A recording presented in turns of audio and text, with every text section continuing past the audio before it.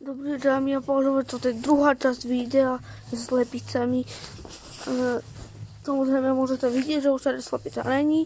A tady vám môžem ukázať Bennyho, kedy ako aj odpočíva, jak šéf všetkých zvierat. A potom tady máme slepice.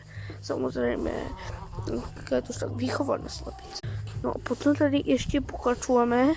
Máme tady tyto slepice, ale co s ním? Skúste rozeznať, ktorá je mladá za 3 sekundy. Když uhádnete, ktorá je mladá slepica, nájdem si váš účet a dávam na něho like na YouTube.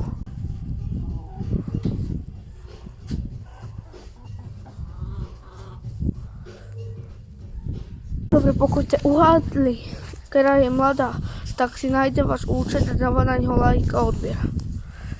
Potom tady máme túto slepicu, ktorá byla kedy zlá na trampolínu samozrejme. Tady sú liliputky, na chvíľu byli tady, tie formy sú boboviny. A zajtra sa mi narodia malé kurátka. Aj podkvoču, ale aj sa mi narodí kurátka inkubátory, čiže budem mať 6 kurátek teď a niektoré slepky mi to lezú na nervy, lebo furt chodia za mnou.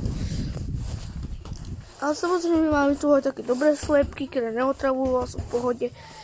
Táto slepka napríklad otravuje, barkedy aj henty slepky otravujú, ale nie sú moc otravné, ale také v pohode ako tento kohút tiež chodí furt dávno, ale není otravný. Aj henta slepička, tí furt nie to stú, tak im dávam krmivo. Potom máme krút. Pokud ste nevideli Strážci galaxie, tak by ste určite měli kúknúť, lebo krút je dosť dobrý bojovník a posíla drevo, takže dajte like, pokud máte rádi krúta z Strážcov galaxie. Potom tady máme kukličky od modlivek a tam sa narodí 20 modlivek a 20 zobranie 40. Dobre. To je konec videa druhej časti. Určite sa napomeňte, či máte u mňa odbier. Zatím čau. A zabudol som vám povedať, že dajte hlavne aj like, pokud môžete. A natočte tiež nejaké videá se slepicami.